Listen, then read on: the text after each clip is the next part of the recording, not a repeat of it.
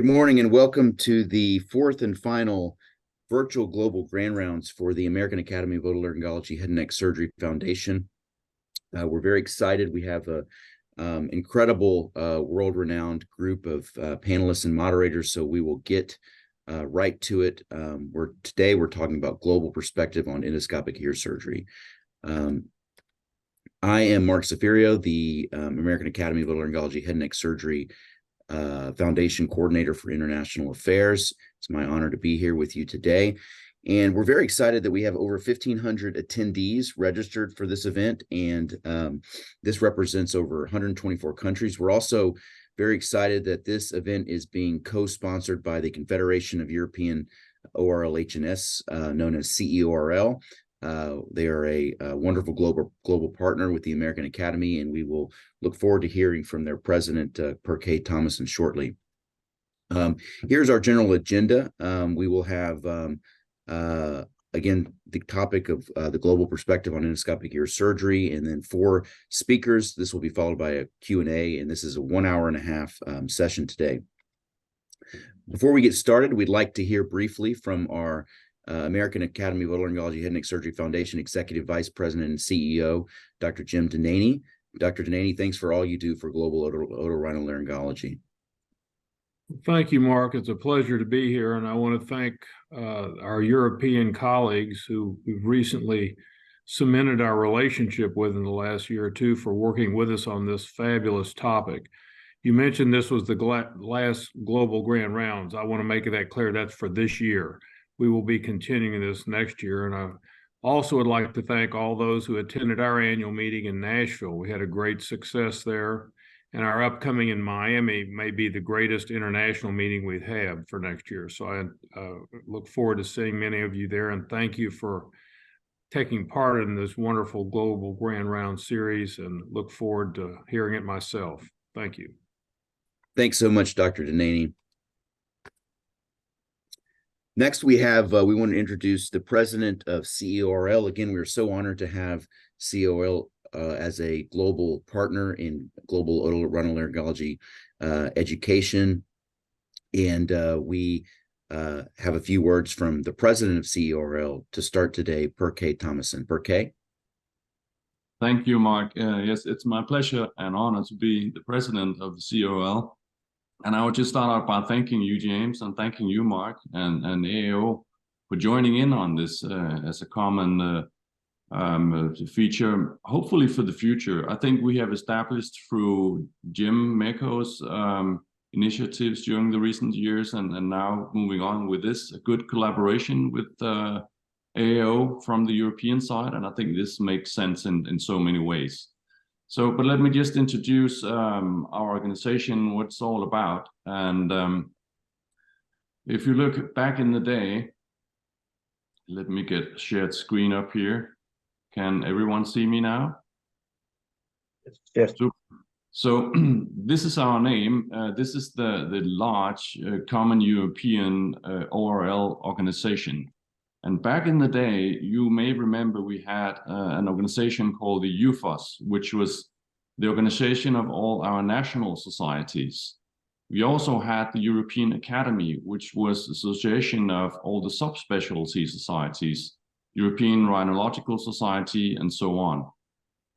And we also have had from since 1962, the UMS ORL section. UMS is actually a private organization established way back then with subspecialty fields, among them ORL, and bodies working on European training requirements. And from that organization, the European board exam spawned, for which Cem Meco now is the president, and having actual exams going on this weekend in Vienna. So basically, anybody can join in on taking that exam. So that was spawned from the UMS ORL section. So in 2009, we all came together under one umbrella. So we are now comprised of all national societies, all subspecialty societies, and closely collaborating with the UMS ORL section and the European board exam. So you can have a look here at the subspecialty society members of Europe. the 5 founding ones on top: European Academy of Otology and Neurotology, European Rhinological Society, Laryngological Society, and the Head and Neck Society. And as you can see in the middle, recently we established the Young Confederation. So now we have a specific organization within or under our auspices, run by younger colleagues trying to improve and collaborate between younger colleagues, but also to inspire us in the father or mother organization, so to speak. And they will have their own track at the coming meetings and their own initiatives going on. So quite an interesting add-on. National society members, as you can see, is pretty much all European countries.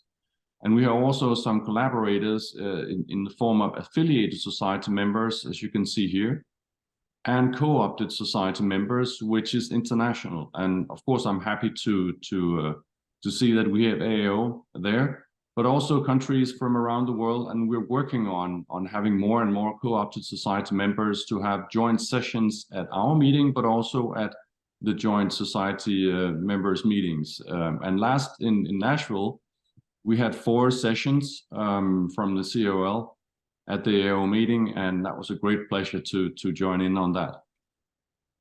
So you can see here the current Presidential Council, and we have the core Presidential Council, of which I'm the president, and the General Secretary, Elizabeth Sjögren, and the Treasurer, Thomas Lai-Baudouin. So we are running things on a daily basis. And we will have a joint PC meeting here in a few weeks in Vienna, running things smoothly along the way. Our mission, as you can see, we have a few general missions to facilitate education, professional development, science, advancement of our specialty, and so on. Pretty generic statements, but also more specific points within medical education and professional development, as you can see here. So our main activity is our biannual conference, which will be next year in Dublin in June. I'll get back to that. We have educational activities going on. We are in the startup of fellowship programs, and this fall we have launched travel grants programs and the global outreach program, trying to support our colleagues in lesser fortunate countries around the world. So those are our main activities at a more specific level. And of course, we also have had, as I said, supported activities in relation to the European board exam, in relation to the European training requirements within the UMS. So with that, I'd just like to finish and say thank you for joining in here, and thank you, Mark and James, again for having this with us. I hope we can do this in the future, definitely. And I definitely hope, again, that you will join us for the Dublin meeting in mid-June of spring 2024. Thank you, everyone.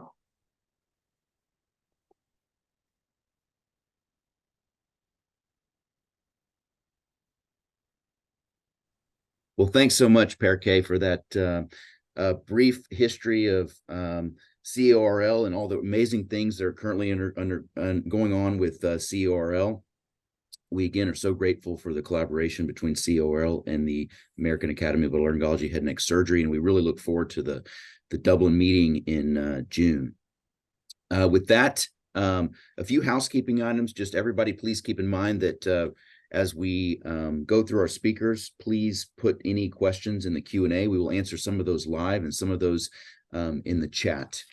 So without further ado, to kick off this panel on the global perspective on endoscopic ear surgery, I will introduce our first moderator, Dr. Ken Kazahaya, who will then introduce other moderators and panelists. Dr. Kazahaya is an international leader in otolaryngology head and neck surgery. We're so honored to have him here with us today. He is a clinical professor of Oto-HNS at the University of Pennsylvania, and also at CHOP Hospital, Children's Hospital of Philadelphia, where he holds a number of key roles. He's the medical director of the Hearing Implant Program, director of the Pediatric Skullbase Surgery Program, director of the Complex Pediatric Head and Neck Surgery Program, and the co-lead of the Pediatric Thyroid Program. He's also the immediate past president of the American Endoscopic Ear Surgery Study Group, which is very pertinent to this particular panel. And he is the secretary treasurer of the American Academy of Otolaryngology Head and Neck Surgery. So Without further ado, Dr. Kazahaya, welcome. We are so honored to have you here with us today. Thank you, Dr. Rosario. So I wanted to thank you and for giving us the opportunity to do this wonderful session today, and for the support of the American Academy of Otolaryngology, as well as the Confederation of European Otolaryngology and Head and Neck Society. So today we are honored to be joined by two of my co-moderators, Dr. Chang from Hong Kong. She is the assistant professor and chief of the Division of Otology and Neurotology in the Department of Otolaryngology, Head and Neck Surgery at the Chinese University of Hong Kong.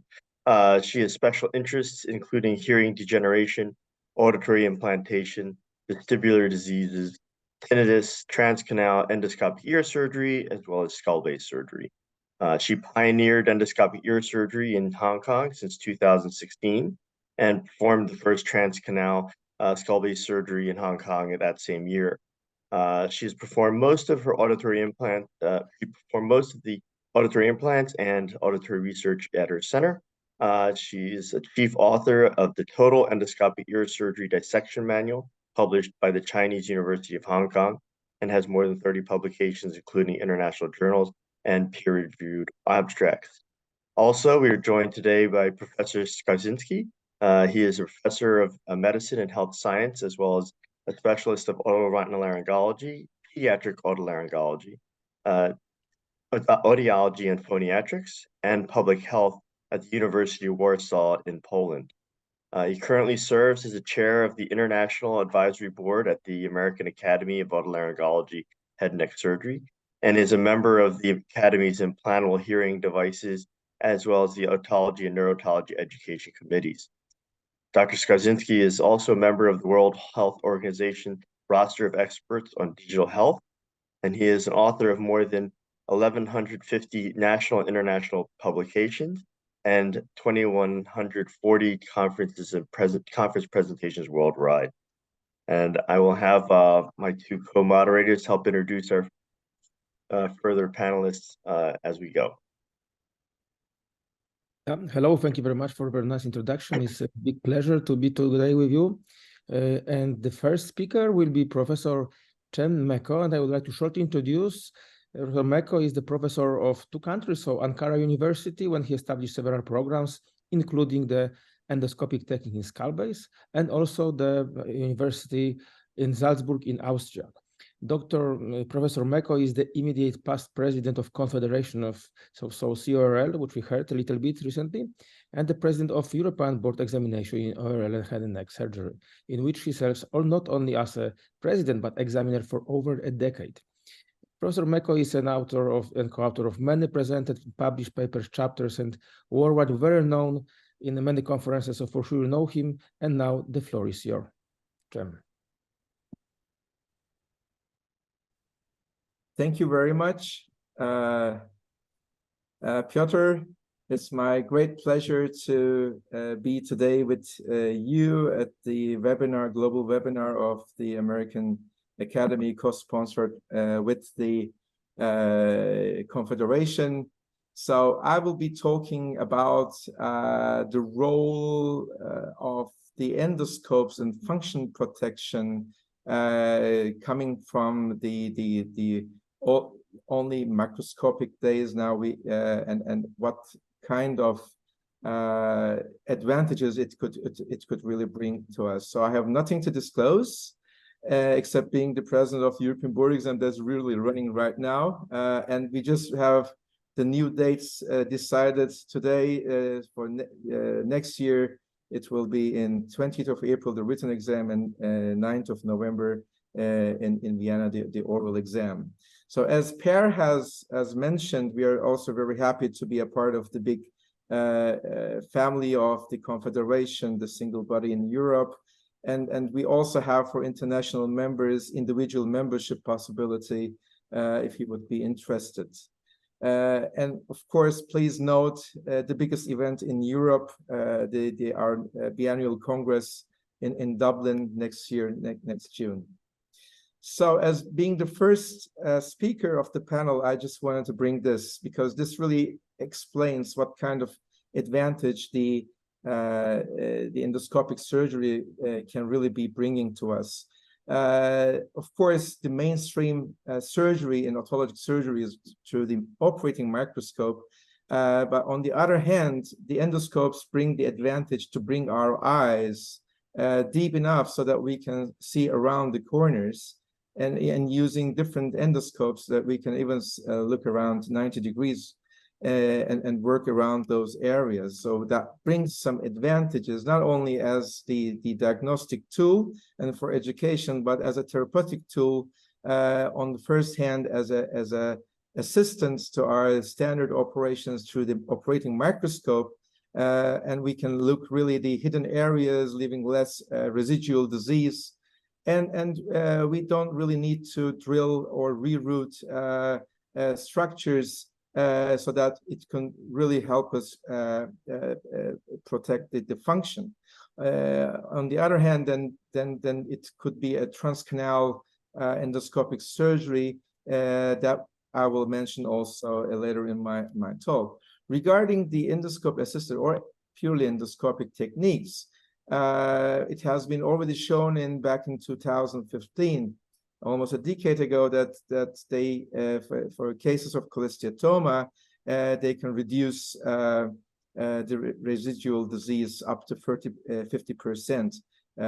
So this is some advantage that we should be really thinking of, and that really comes from being able to see the hidden areas. So this is a view of the posterior mesotympanum looking from the Eustachian tube, and especially this area here you can see the sinus tympani. You can see if it's really very deep only looking from the temporomandibular joint in front into. So just giving an example about that. So this is the through the transcanal. Now we are looking. This is the area of the sinus tympani. We can remove all the cholesteatoma, but at the end, whenever we think that, I mean, we can even try to enlarge, but whenever we think that we have already removed everything and washed everything and nothing is really coming, when we look through the endoscope and do a little bit dissection through the angles, we can still find some residual tumors that we can look, and then we can take the angled endoscopes and we can then check everything in deep in sinus tympani. So that would really help in a standard microscopic surgery. Or in the beginning of a surgery, we can really start to remove the cholesteatoma and look around where it is really reaching out, and we can plan the surgery. Even if we are doing macroscopically throughout the surgery, we can check how much do we really need to drill, and at the end of the surgery we can really check even better with a closer view around the corners that we shouldn't really be drilling after removing all cholesteatoma, so that the reconstruction is even easier, and then we can continue. That's a great help. Or in such a case of glomus tympanicum, so the main tumor is here, but it's really invades a little bit of the to posterior. So in this case, after really getting and enlarging the transcanal approach and removing everything, and when we think that everything has been already removed up to the level, because we would have the facial nerve here, so we cannot really drill and enlarge the transcanal approach that much.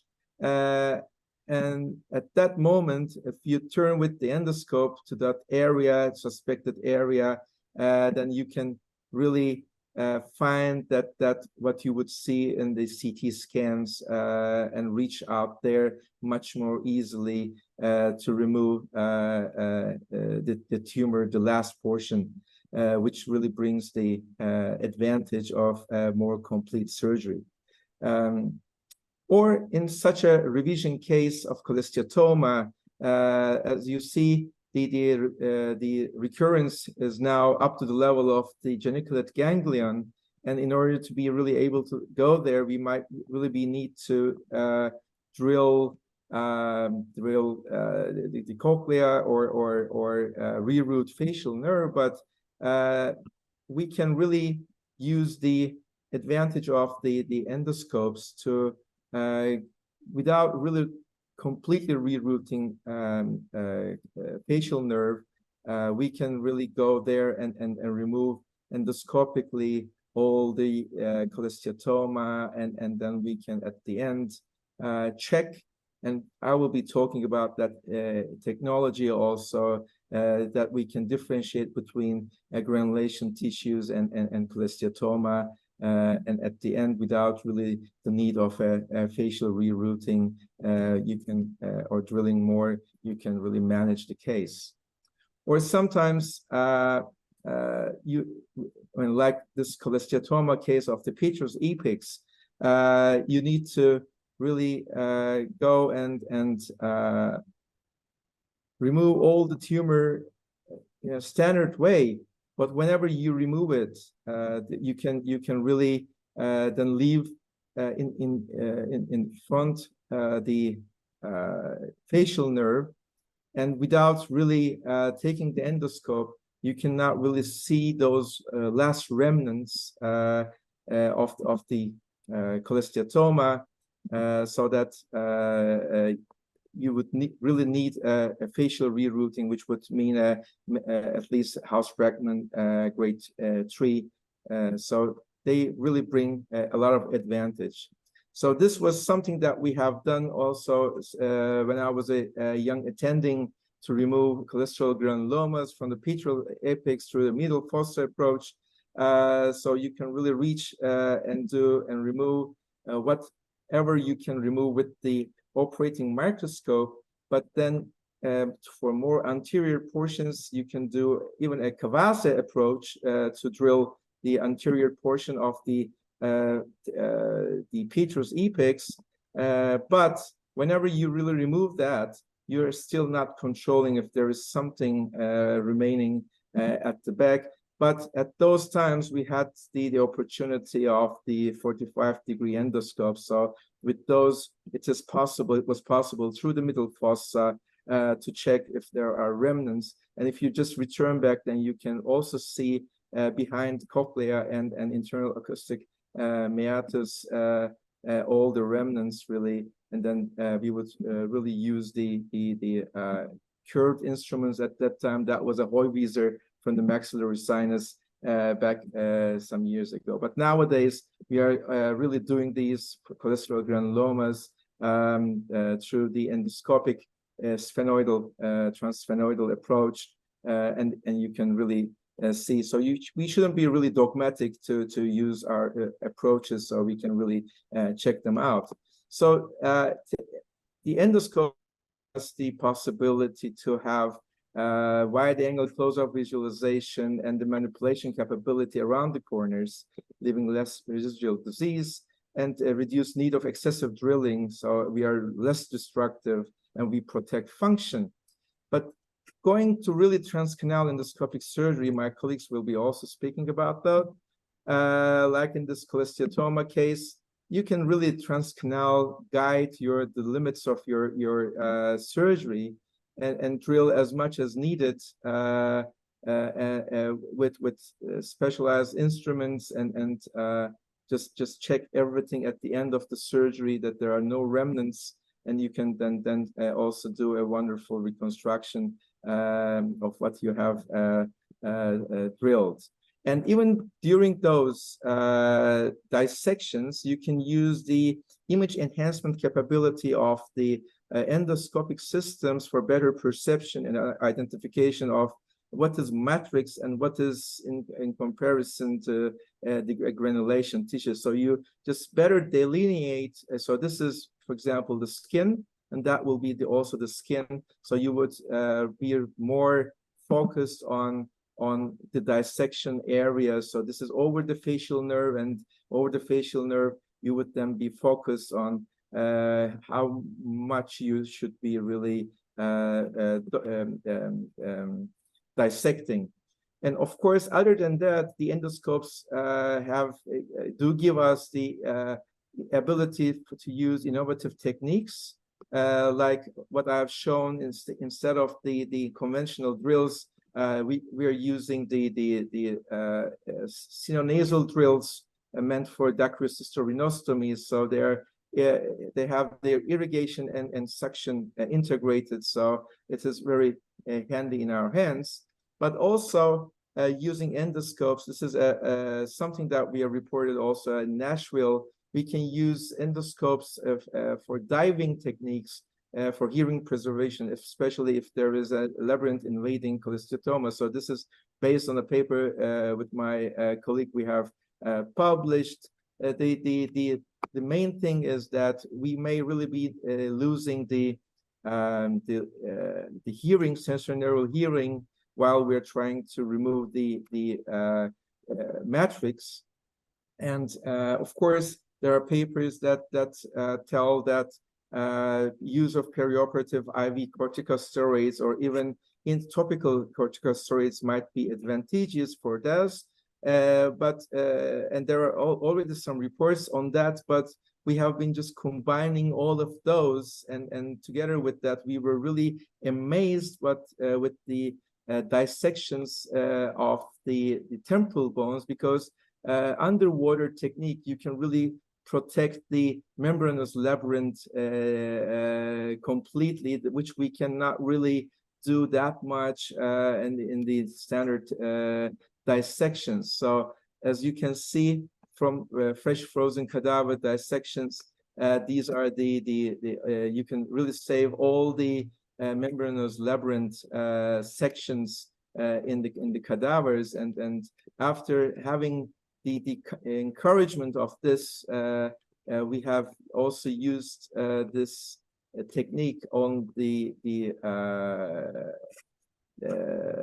cases with labyrinth-invading cholesteatomas with saline and methylprednisolone irrigations, and of course giving IV steroids additionally. So, for example, in such a case that you can now see that even the cholesteatoma have really invaded into the labyrinth, so it's even pulsating before we start surgery. After really removing everything endoscopically at the portion that we need to really dissect along the membranous labyrinth, then we do this diving technique, and with the hydrodissection, it is possible to really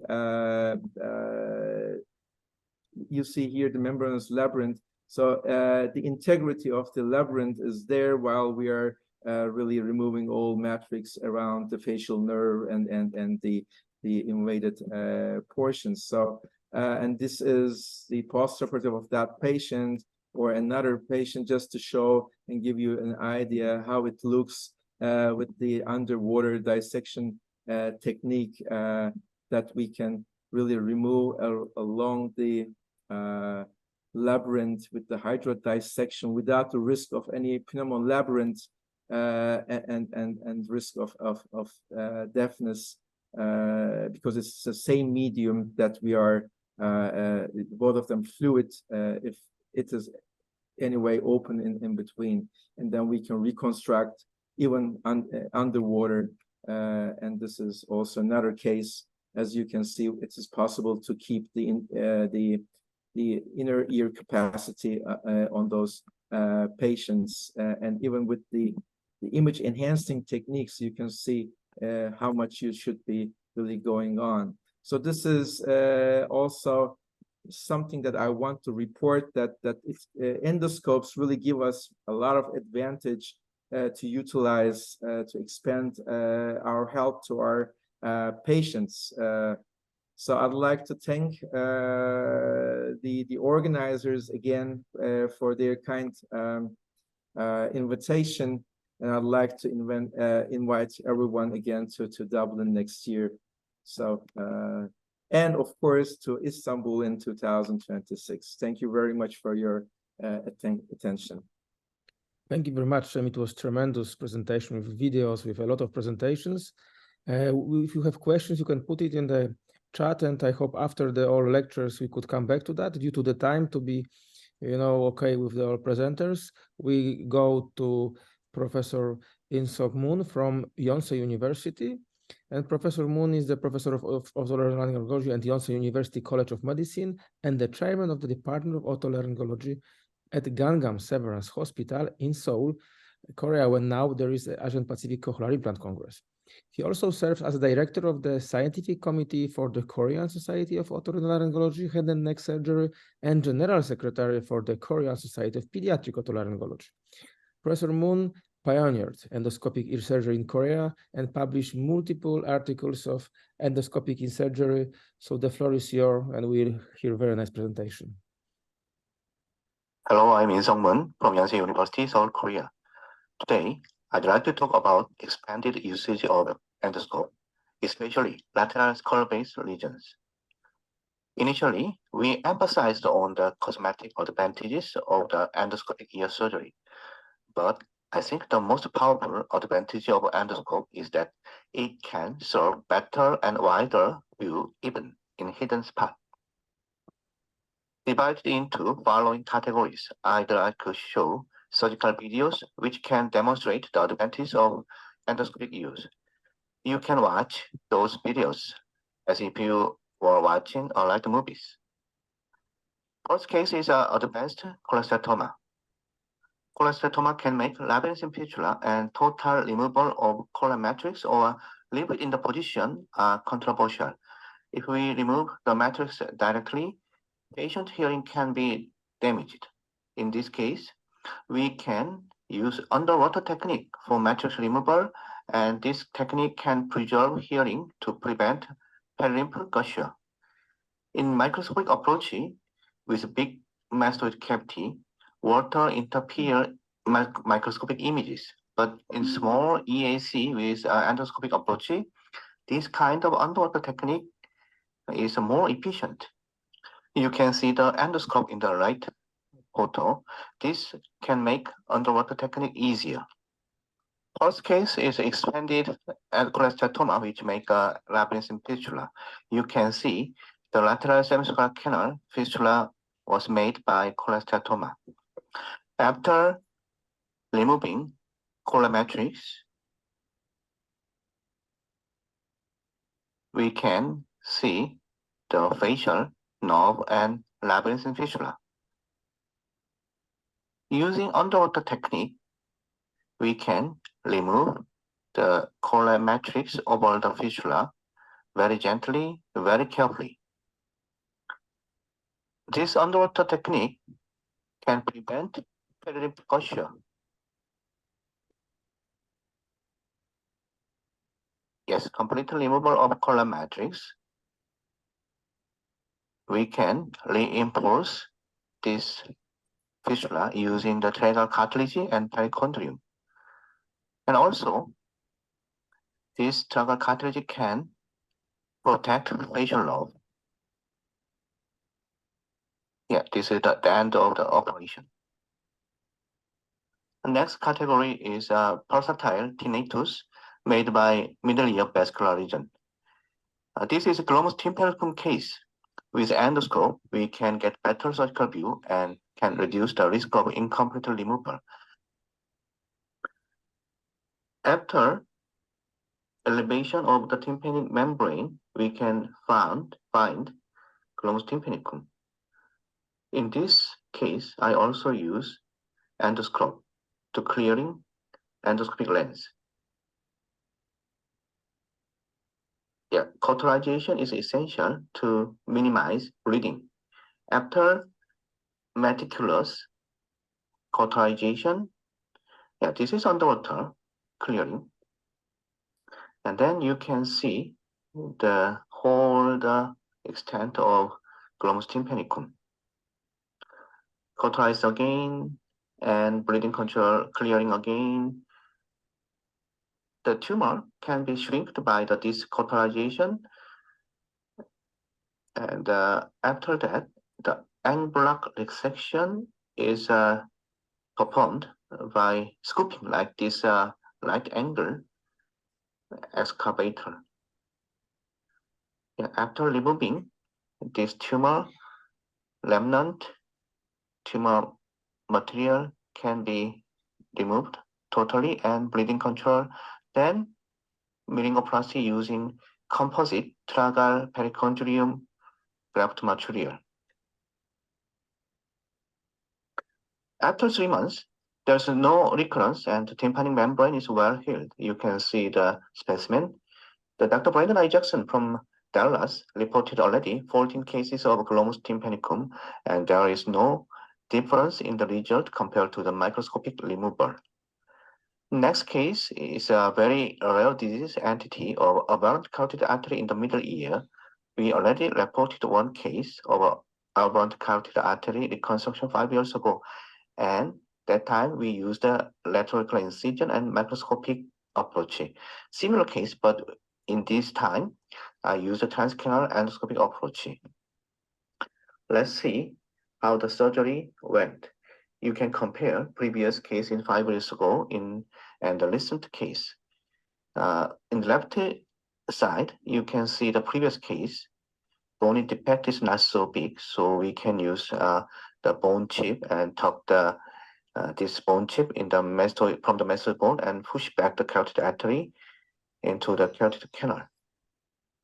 But in this case, the defect is too large, and we can just use the cartilage protection of this big aberrant carotid artery. Then primary positioning. The aberrant position is wider than the past case. So inferior reinforcement and lateral reinforcement was performed using the tragal cartilage. Then tympanic membrane was made by the tragal cartilage and perichondrium. Recap for the middle ear vascular disease. Till now, I performed 22 cases of surgery, and there are no complications. The result was very dramatic. Tinnitus disappeared just after the surgery. Second category is application in oncologic condition. I want to introduce endoscopic transcanal transpromontorial approach for the vascular schwannoma. Now it's widely accepted, and this concept was introduced by Professor Daniele Macchioni from Italy. He first adapted this approach instead of a translab approach. External auditory canal and cochlear can be an alternative corridor for vascular schwannoma removal. Originally, EAC need to be closed as a cul-de-sac manner, but I modified a little bit to keep the EAC and performed meningoplasty using tragal cartilage and perichondrium. Of course, EAC not needed in that patient, but patients want to keep their original anatomy. This is a vascular schwannoma case with death. Let's see the surgical video. After TM flap elevation, ossicles were removed, and then cochlear drilling was done. Yeah, you can see the oval window, and you can see the tumor, and you can see the modiolus. Just after exposing the tumor, gentle suck out the tumor can be enough to remove the tumor. You can see the facial lobe in the backside inside, and the cochlear lobe was cut. Packing with tragal area subtissue and surgical is enough to prevent CSF leakage. Then meningoplasty was done. This approach is more efficient in the interlabyrinthine schwannoma or the cochlear schwannoma. Tumor involved in the vestibule and the basal tone of cochlea in this case. Mid-tone and the apical tone was preserved. So I drilled the basal tone and mid-tone of the distal part of the mid-tone. This is removing the vestibule tumor. Then following the tumor from the basal tone to the mid-tone, after CSF suck out, then we full the tumor. Yeah, you can see the final specimen and the meningoplasty status. You know, the cochlear schwannoma do not need to remove in every time, but sometimes patients want to remove, or the severe symptom like a dizziness, we can remove the tumor. In that case, this endoscope is most efficient. You know, big meso drilling and big incision is too much for this small cochlear schwannoma. And also, if the patient wants a hearing restoration, cochlear schwannoma removal is a first step to do the cochlear implantation. Yeah, you can see the schematic drawing. Then I can show you the case of cochlear schwannoma removal and then cochlear implantation. In this case, only basal tone is involved. So I open the basal tone and the distal middle tone, then remove the cochlear schwannoma. Cochlear implantation without the mastoidectomy was performed, but I opened the basal tone, so cochlear electrode was extruded by this side. So perichondrium and the tragal cartilage reinforcement was essential. You can see the tumor removal here, extruded electrode here, reinforcement. Then the hearing restoration of the patient was satisfactory. Last category is external auditory canal cancer. Currently, lateral temporal bone resection is standard treatment method for T1 and T2 stage EAC cancer. However, even this procedure would entail a blind sac closure and ossicle removal that would result in conductive hearing loss. This case was a decisive moment for me to change my concept for treatment of early stage EAC cancer. A 77-year-old man underwent a biopsy at a secondary center for chronic lesion in left EAC, and that lesion was found to be a squamous cell carcinoma. He visited my clinic and lateral temporal bone resection was performed for him, but cancer cells were not found totally in the specimen. Even I performed already the lateral temporal bone resection, which caused various issues. A month later, a patient with a similar situation visited my clinic, but in this time, the region side, the cancer side, showed better hearing compared to the other side. No bony erosion was found, and the stage was very early. So I decided to keep the EAC for this patient who had better hearing in cancer side. This is a schematic diagram of the procedure that en bloc removal of EAC skin together with a portion of tragal cartilage using endoscope, but no blind sac closure is needed. Surgical video. Lateral margin was incised and the flap was elevated with full thickness, including cartilage. In this case, the lesion was located far lateral portion and hearing preservation was essential. So medial margin didn't include tympanic membrane. Yeah, you can see I make an incision before the drum. After elevation of the skin and cut both sides, lateral and the medial, en bloc resection was achieved. This is specimen. Remnant skin pieces were removed and drilled to prevent recurrence and iatrogenic cholesteatoma. After total removal of this remnant skin, acellular dermat matrix was applied to wound healing. After 2 months, EAC was well kept and hearing in cancer side was preserved. This concept can raise controversies, but if we applied this endoscopic cerebral resection very properly, it can improve patient quality of life as well as saving the patient life. Thank you for your attention. Thank you very much. And as you heard, you can put your questions to the questions and answers. So we have so many questions, and I put the moderation now to Dr. Chang from Hong Kong. Yes, thank you. And so our next speaker, let's invite Professor Joao Nogueira. So he's a very good friend of us. He is currently served as a professor of Otolaryngology and its director of Sinus Oto Centro in Brazil. And he is well known as an expert educator, innovator, and speaker in endoscopic ear surgery. He lectures, teaches worldwide, and he's also known for his 3D surgical technique in sinus and ear surgeries.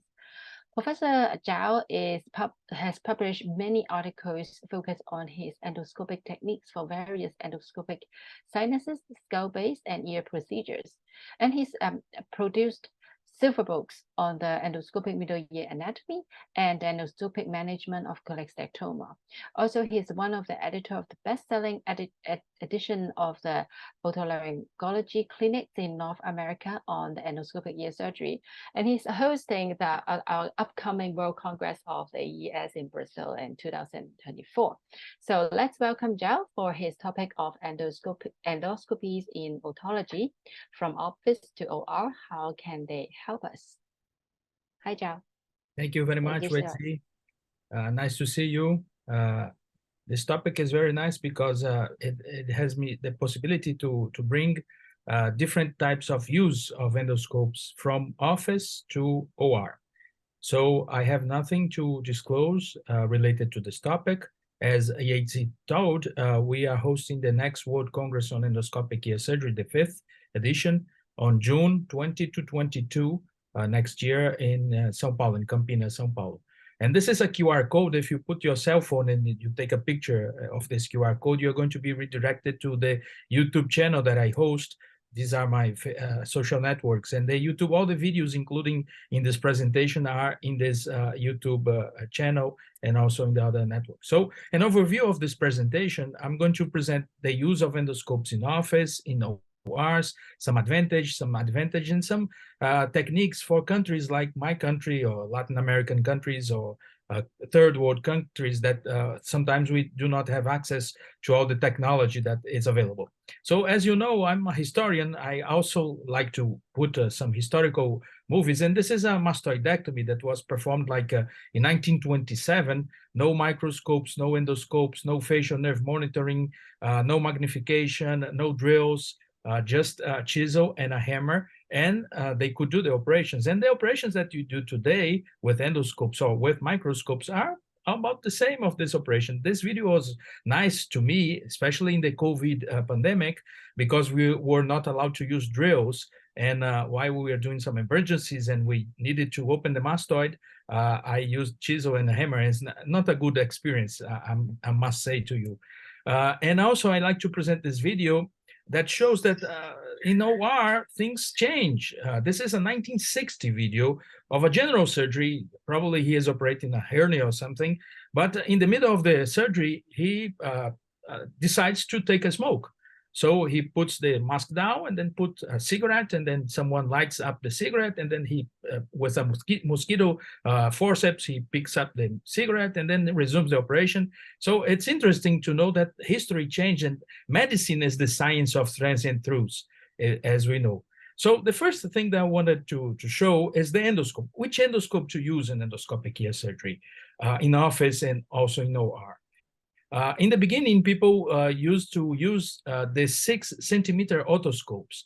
These otoscopes, these autoendoscopes, they are not suited very much for office use or for OR use because they are too short, and then you keep fighting with your hands like sword hands.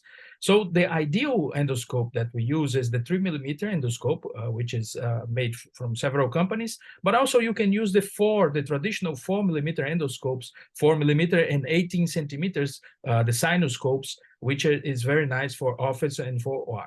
How about the 2.7mm endoscope? The 2.7, which is known as the Pediatric endoscope, I do not recommend very much because it's very easy to break. It's a long endoscope, 18 centimeters long, but it's very fragile. So unless you have a lot of money and want to spend a lot of money on endoscopes, you can use the 2.7. And also it requires a very high-end camera and a very good light system because the image is a little bit smaller than the 3mm and the 4mm.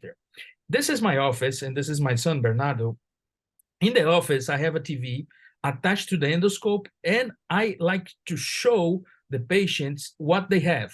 Many times when the patient comes to you, doctor, I have a cholesteatoma, and you ask the patient, do you know what is a cholesteatoma? Did you ever see your cholesteatoma? And they always say, no, doctor, I never saw it. Do you want to see it? And yes, I want. And then when they see, of course, there is magnification. They say, oh, doctor, it's big cholesteatoma. I want to operate right now. So it also facilitates you to convince your patient that you need to perform surgery on that patient.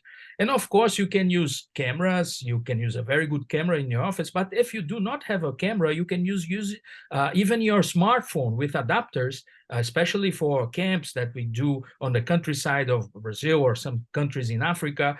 You can use your iPhone as a camera. The iPhone or the smartphones, they have a pretty good camera, and you can use in your otoscope, and then you can record, and then you can send through WhatsApp or Telegram to the patients, the video. It's very nice, the use of endoscopes in the office. And of course, one thing that you can start to practice endoscopic ear surgery is to remove wax. And wax also in children is very nice because the children see what you are doing. So they keep calm and they keep looking at the screen, and they keep amazing about the quantity of the wax that sometimes they have. So you can use the endoscopes in the office to remove wax of the patients. This helps you in the eye-hand coordination on endoscopic ear surgery. And of course, you can show the patients the disease that they have. Here you have retractions. You can use the endoscopes, but you can use also some portable otoscopes that are sold on Amazon for $20, for instance. And then you can show to them, send the image or the video to their smartphones, to their social networks.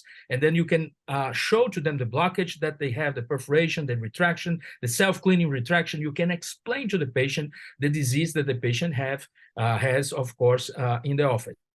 And this is very nice. Oh, see, this is my office, and the patient is holding my cell phone because I'm using one of those Bluetooth or wireless otoscopes that is connected directly to the smartphone, so the patient can see the perforation. The patient never saw the perforation before, and then she has seen the perforation, and she's asking me, when is the operation? She wants to perform the operation because she has seen the problem that she has. Of course, in the post-operative care, also you can use the endoscopes, and it's very nice to show. For instance, this is a Pac-Man cartilage tympanoplasty that I show, and then you can show the patient, oh, your eardrum is nice. Now you can go to water, you can go to the ocean, to the sea, to the beach. And here, see, there's no retraction in this superior part. Why? Because we corrected the ventilation pathways. This is very important to correct the ventilation pathways in order to avoid recurrences or reperforations, including cholesteatoma. Also, you can show to children, see, this is a 7-year-old boy, and then you see normal eardrum with the ear tube here after the operation. This is 1 week after the operation, and you can see your ear tube is blue. Blue is the color that you like. And then you can explain to the patients in a very nice way, in a very close-up way.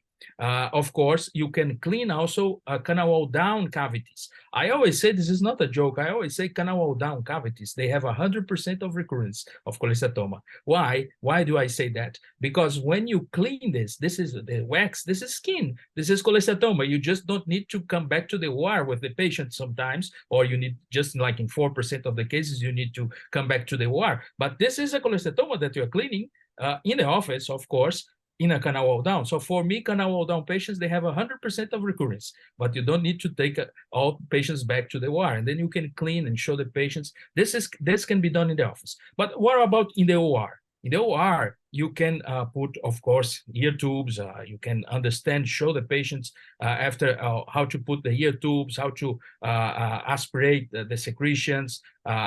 After putting the ear tube, you can also elevate the tympanomeatal flap to inspect the middle ear if you need to inspect. So it's a very interesting instrument to use, and you can wash inside. You can do many, many things. See, a lot of secretions would come out in this patient when we washed inside. You can wash with saline solution, but also with curved suction. You can wash with steroid solution. You can wash with antibiotic solution. Many solutions you can wash. And of course, this is very interesting.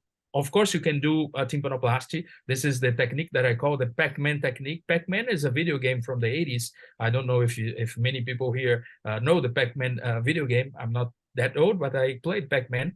And I like to use this technique because you inspect the ventilation pathways, you see the tympanic isthmus, you see the eustachian tube region here in the protympanic area, you see there's no blockage, you test the ossicular chain, you see the ventilation pathways are free here. You can see also the red blood cells, which is a very cool thing to do, but you use very few pieces of gel foam or spongostem, just anteriorly to support, because posteriorly you have the ossicular chain, and the use of few pieces of gel foam is good to maintain the ventilation pathways that you corrected open, because the gel foam or the spongostem, they can provoke some fibrotic reactions in the middle ear and can close again with fibrotic tissue the ventilation pathways that you open. So this is the Pac-Man technique.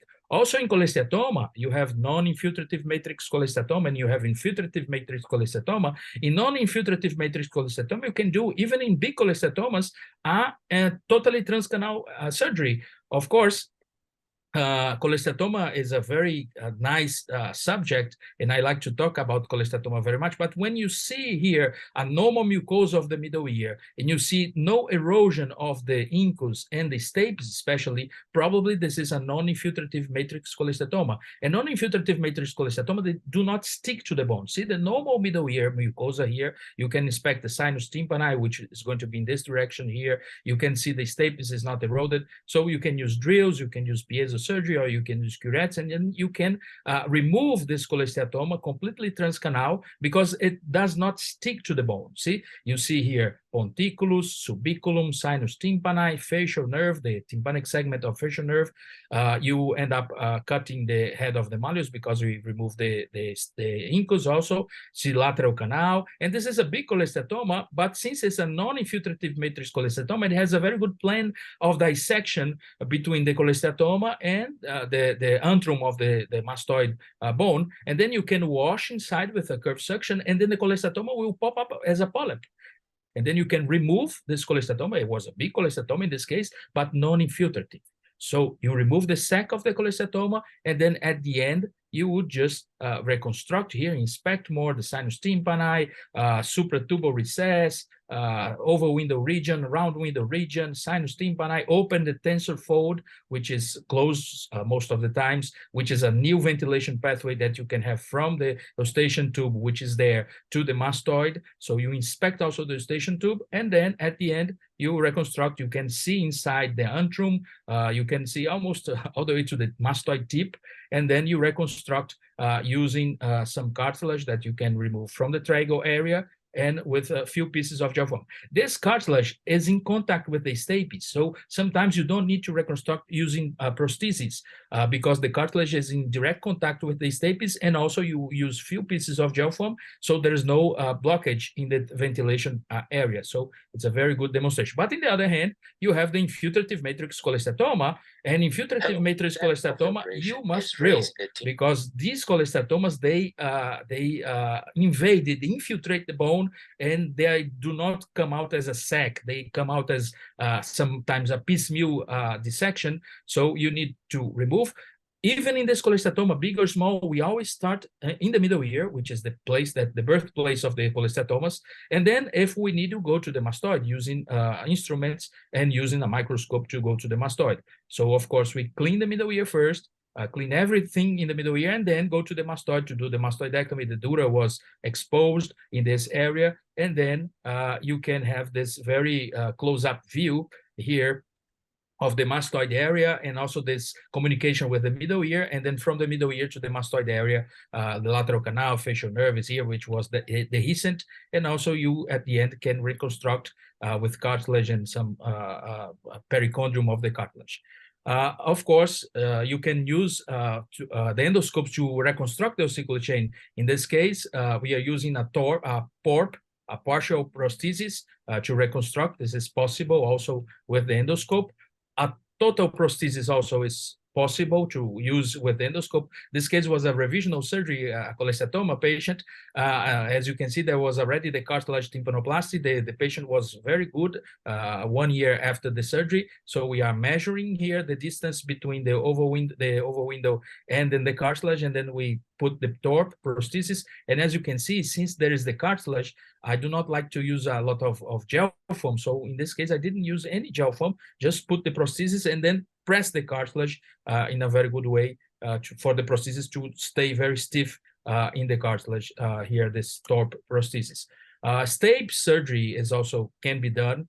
This is a case of a stape surgery that we show the oficulum quartum. The oficulum quartum was supposedly the fourth bone of the middle ear, the malleus, the incus, the stapes, and the oficulum quartum. But actually, the oficulum quartum, which is this bone here, is a part of the superstructure of the stapes. But with endoscopes, you can see the stapes here, which was fractured, but also you can see the oficulum quartum, which is like the meniscus of the stapes. You can see we are removing the oficulum quartum, and then you do the measurement, and then you put the prosthesis. This is a Teflon prosthesis, and then you can after the platinotomy, of course, and then you can have the stape surgery done all totally endoscopic. And the chorda tympani here, we do not mess with the chorda tympani very much. We put a little piece of gel foam here. This is Duvernay, the French anatomist that described the oficulum quartum. The interesting thing to me is that he described this in 1766 with no magnification whatsoever. So it's very difficult to describe that.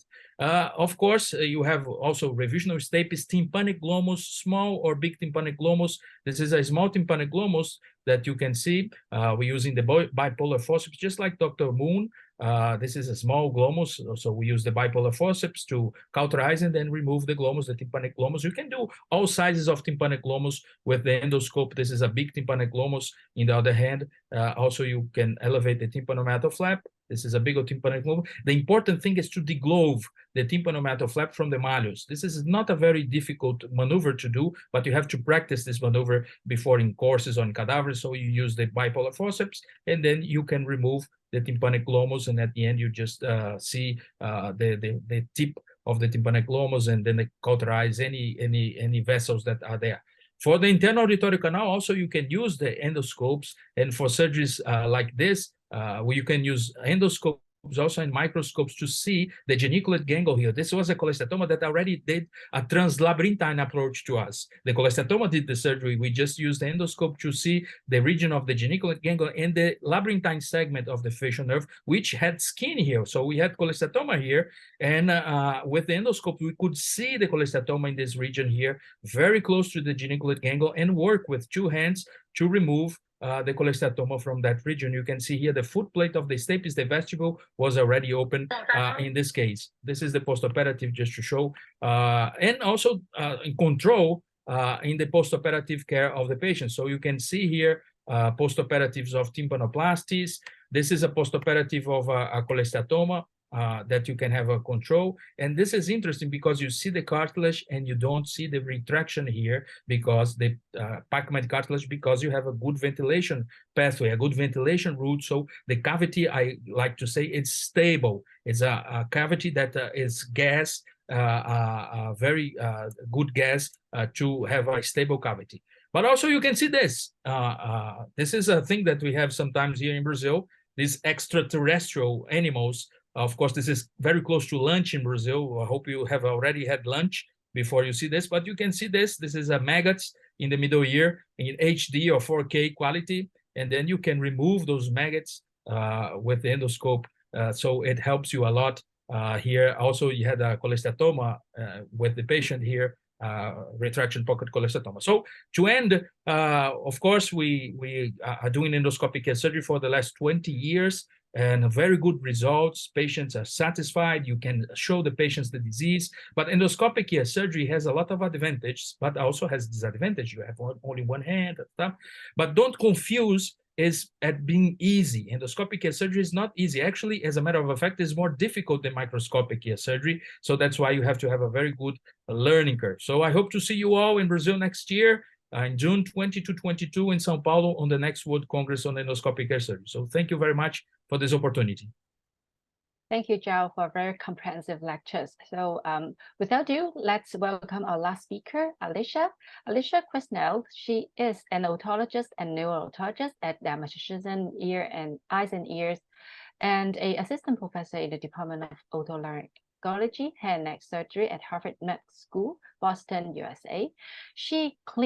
Her clinical practice focuses on surgeries on otosclerosis and cochlear implant surgeries, chronic ear diseases, and skull-base surgeries, including vascular schwannomas, CSF leak and repair and management of intratemporal facial nerve condition. She also utilized endoscopic ear surgery techniques in her practice for the past 9 years. Her research interests focus on the histopathology of the temporal bone, particularly related to otosclerosis and post-cochlear implantation pathologies. She's the director of the otopathology labs at the MUE, which hosts one of the world's largest and most well curated human temporal bone collections, and the laboratory is part of the NIDCI National Human Inner Ear Research Resources Network, and focus on translational research investigating the pathophysiology of hearing loss and vestibular disorders, utilizing human inner ear specimens. It's a really great lab visit. So without ado, let's welcome Alicia. Thank you. And thank you for that introduction, and nice to see you, Waits. And thank you very much to the American Academy, as well as to the partners from the Confederation of the European Otolaryngology, and to our moderators for the chance to talk to you today. I'm very excited to be the final speaker here. I think their talks have just been fantastic so far, and endoscopic ear surgery is really something that has changed my practice quite significantly. I trained at a time when we were doing just microscope assisted ear surgery. And so this has really been a continual evolution of my chronic ear surgery practice. And I think there is no going back at this point. I was looking back earlier this year, and I think I'm now at over 1,000 endoscopic ear surgeries. So it has really been a journey. These are my disclosures, none related. And I'll just say a few comments. The other speakers have, I think, touched on this beautifully, but I think these are the 4 reasons why I really choose to use the endoscope for chronic ear surgery. And this talk is going to focus mostly on chronic ear and cholesteatoma surgery. I'm going to show you a little bit of the anatomy highlights that I think you can see really only with the endoscope and not as well with the microscope. So certainly superior visualization.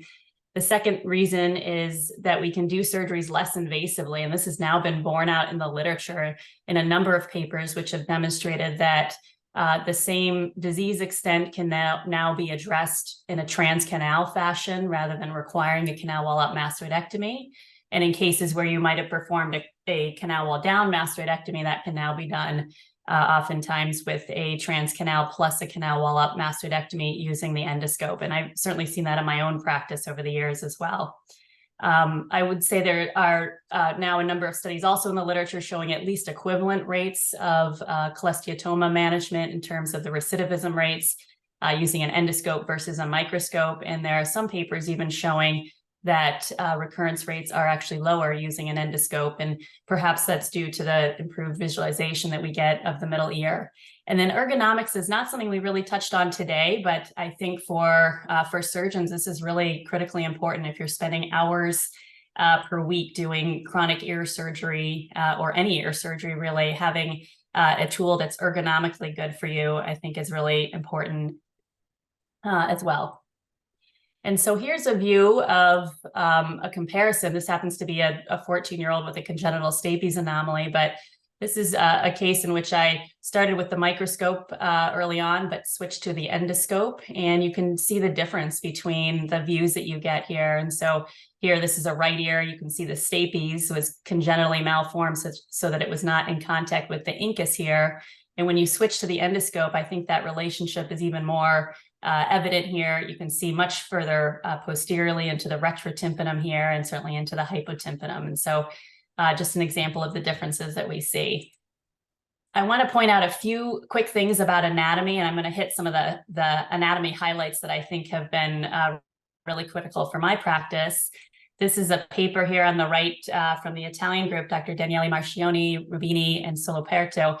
And it's really a beautiful paper outlining the specific anatomical areas that are perhaps better seen with the endoscope rather than a microscope. And certainly that includes all 5 of these middle ear spaces that are important for cholesteatoma surgery and chronic ear surgery, and also includes the anterior antrum, which I would argue now becomes a part of your transcanal approach, which is traditionally, it is considered something that needs to be accessed through a mastectomy approach. And so if you look at this simple image of an endoscopic image of a tympanic membrane, you can see an outline here, which shows what we would see with the microscope. And then all of these areas, again, are easily seen now with the endoscope surrounding that. And this lateral semicircular canal becomes a part of your operation in a transcanal fashion. And here's just an example of that. This happens to be a right ear, so the opposite ear.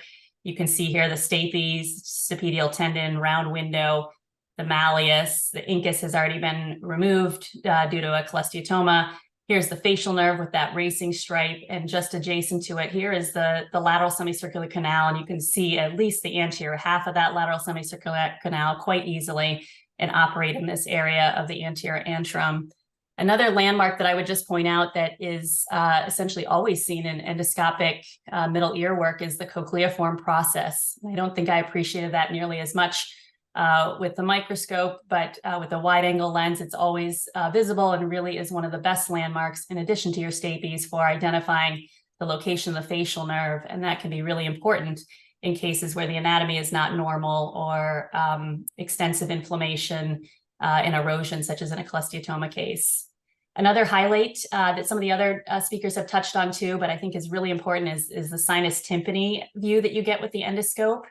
And this is from the same paper, and it defines these sinus tympani types. And I remember years ago learning about different types and categorizations of anatomy. And really the reason this helps you is it helps you understand planning for these cases. So for example, type A would be considered a sinus tympani that is not medial or posterior to the facial nerve, versus type B is medial to the facial nerve, and type C goes medial and posterior. And you can imagine how difficult that would be to see without a wide angle view. This is just one photo from our Mass Eye and Ear Otopathology laboratory. These are cases of humans who have donated their ears to science after death and have been histologically processed and prepared and sectioned in a horizontal fashion. And so this looks most like a axial CT scan. So most surgeons can readily recognize all of these structures. But here you see the external ear canal, the middle ear, the malleus, the cochlea in cross section. Here's the facial nerve, and this is a mastoid full of chronic ear disease. And here is the sinus tympani. So you can see this space is full of chronic disease and granulation and inflammatory tissue. And this angle represents your ability to be able to look in there. And you can see why it would require a wide angle view to look both medial and posterior to the facial nerve. And here we are just seeing this surgically, and this time also in a right ear. Here's the stapes, the chorda tympani nerve, and this is the sinus tympani space ranging from the ponticulus, which is seen as this bridge from the promontory to the pyramidal process to the subiculum here. And this is cholesteatoma being elevated with a curved section out of the sinus tympani. Another highlight, I think, of utilizing the endoscope for chronic ear disease is that you can design your flaps and access areas that are more anterior, more superior than you normally would with a standard posterior U-shaped tympanomeatal flap. And so this happens to be a left ear where this was a secondary cholesteatoma, and so it had developed in the anterior and inferior space of the middle ear. This is the ossicular chain, the incus, the stapes, the round window. So this is in the hypotympanum with cholesteatoma, really quite far anterior and inferior. But designing your flap so that it's centered on the anterior inferior area can help you tailor your surgery toward removing the disease for that particular patient. So a little bit different than how you would set up an attic cholesteatoma. I want to say just a few words about safety with the endoscope, because I think it's really important for anyone who might be new to starting with the endoscope. There are some specific safety concerns with it. One has to do with that the endoscope can be a light source, can be a heat source in addition to a light source. So because there can be heat depending on which endoscope you use, especially if it's a xenon light source, You just have to be aware of that. There is a risk of fires if it's left on the drape, and there is a risk of overheating structures in the ear if it's left in there without a suction or left very close to a structure for a long time. So just something to be aware of. The other two things I usually mention to people who are new residents or fellows in the operating room is that you have to be more aware of movement of a patient if the anesthesia becomes light. Because it's a little bit heavier in your hand, and so you just need to be a little bit more nimble or aware of a patient that might move. And then the third thing is this inadvertent tendency to sometimes introduce the endoscope quite deeply into the ear when really it's not necessary, and also for heat reasons, it'd be better to hold back a little bit. I'll just show up here briefly some instruments that I think are key, and I should say this is just my opinion on instruments that are useful. There are many different instrument sets out there, but I have found that in addition to having a really high quality, high resolution endoscope, actually having curved instruments, and you saw a lot of those in the videos shown before, is really important to being able to actually access disease and being able to remove it. And so I like these particular curved suctions, which I think are very helpful. These are Thomason dissectors. And then over here on the right, you even see a Westcott scissors, which is important for actually preparing the ear canal and removing hairs so they don't smudge your scope as you're starting. And before we jump into cases, I want to just mention one last comment about how you utilize the endoscope in your practice. And I think the general approach for me is still the same in terms of deciding how you will use the endoscope. So usually with a cholesteatoma case, we'll think about what should be the soft tissue approach and what will be the bony exposure.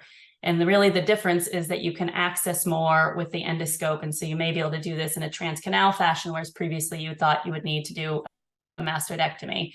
And really with the advent of improvements of non-echoplanar DWI MRI imaging and the ability to potentially localize cholesteatoma, you can really design the surgery ahead of time in the least invasive fashion possible.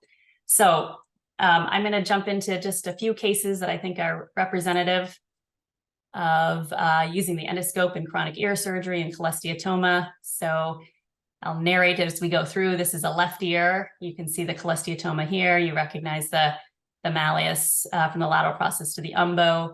Hemostasis is a big part of operating with the endoscope. So we do spend, I would say, additional time managing hemostasis, but in trade for the advantage of being able to see better and access disease around corners in the middle ear. And so there are a number of ways to do that. Some people use cotton balls. Some people use other materials. In our hospital, we are allowed to use cotton balls. So you'll see that as a dissecting material. Oftentimes there's injections that are performed.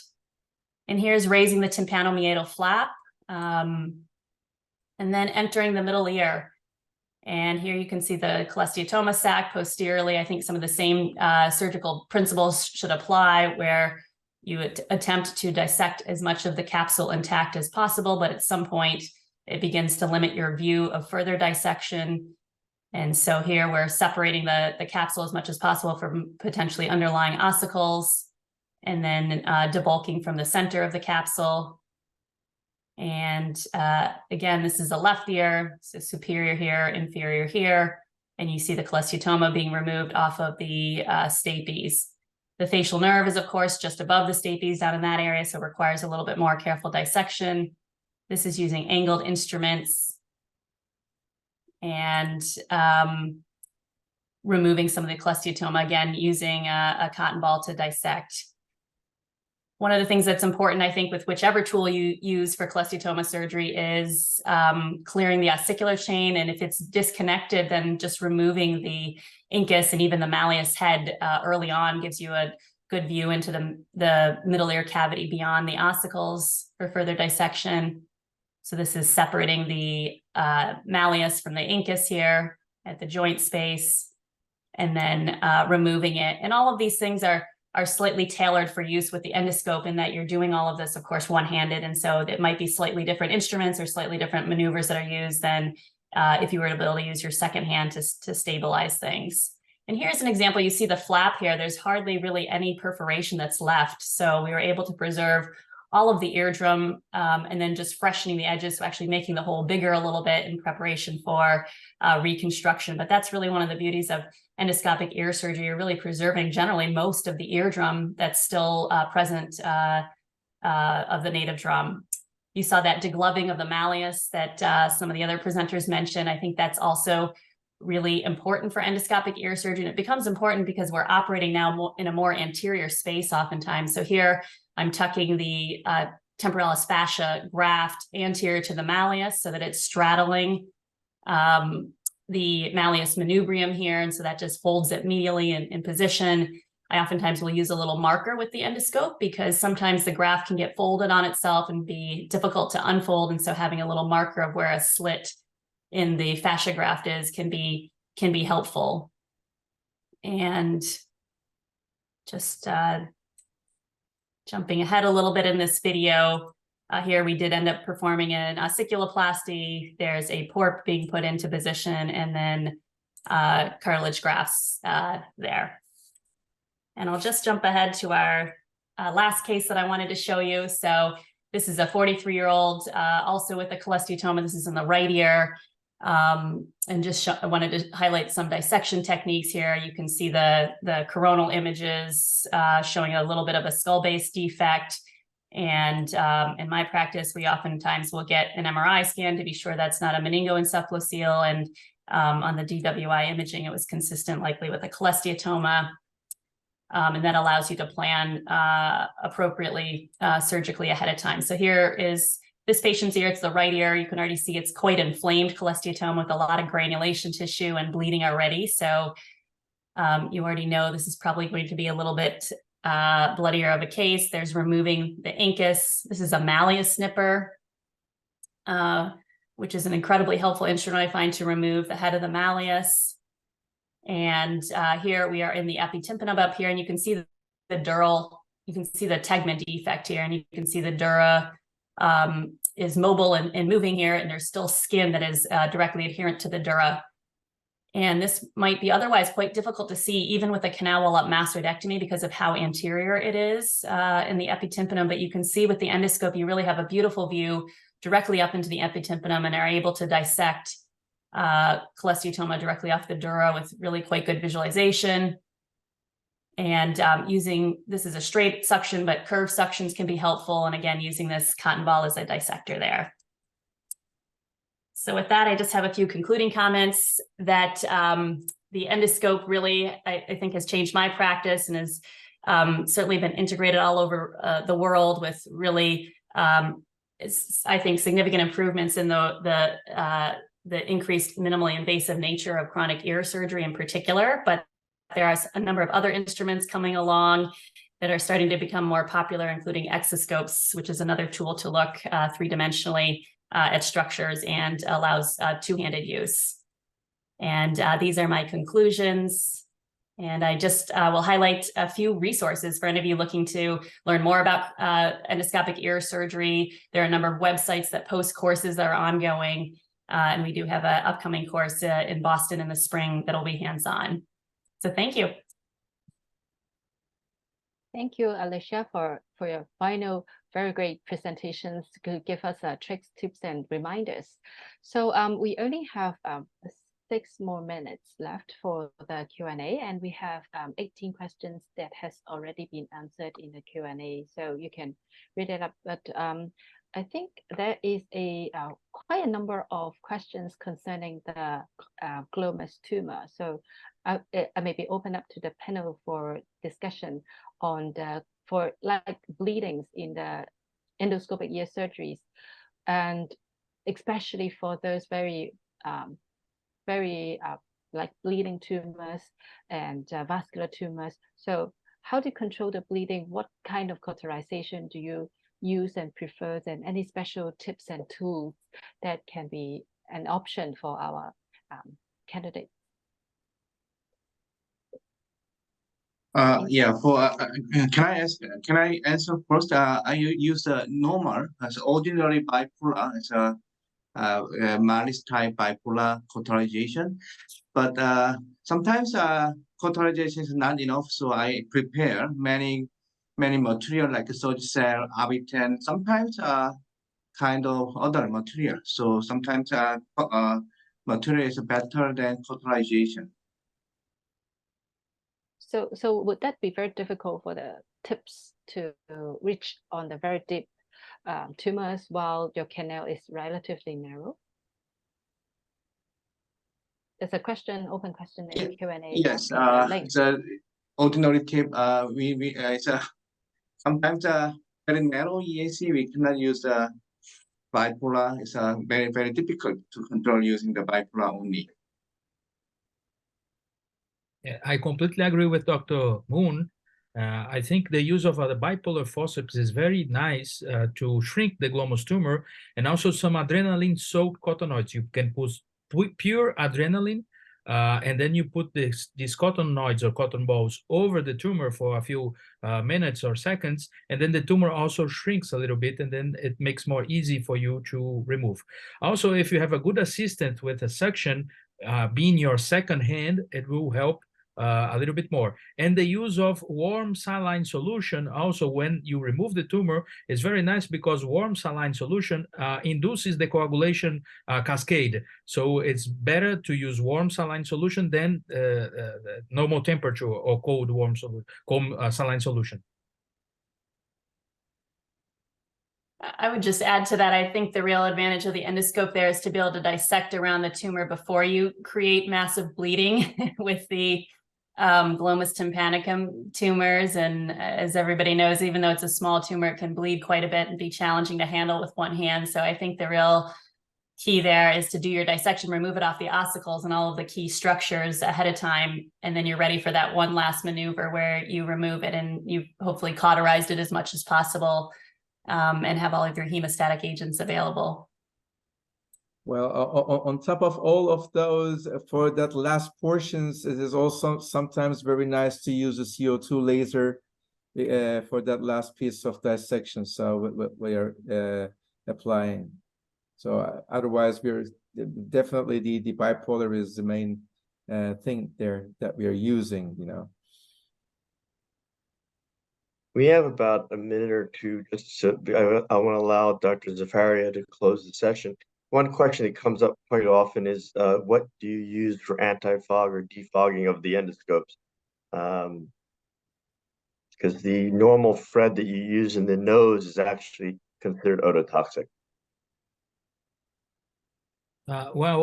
We use warm saline also, but also we use a little bit of defog, because when you use defog, you put the tip on the endoscope at the defog solution, but also after you put on the saline solution. So it's a small amount of defog, and then you clean this defog on the tip of the endoscope with this saline solution. So when you put the endoscope inside, it's totally defogged. And there's no risk of the defog going into the middle ear, because you clean first with a saline solution. The important thing is sometimes the room is too cold, and the middle ear, of course, it's hot. So the endoscope is cold at the beginning of the surgery, and if you do not warm the tip of the endoscope, it's going to be fogging a lot. So that's why I use warm saline solution also to defog and to place the tip of the endoscope for a couple of seconds or sometimes minutes, for the tip of the endoscope stays in the same temperature, like 36 degrees Celsius of the middle ear. Great. Thank you, Joe. Mark, I'm going to turn it back over to you to help close the session.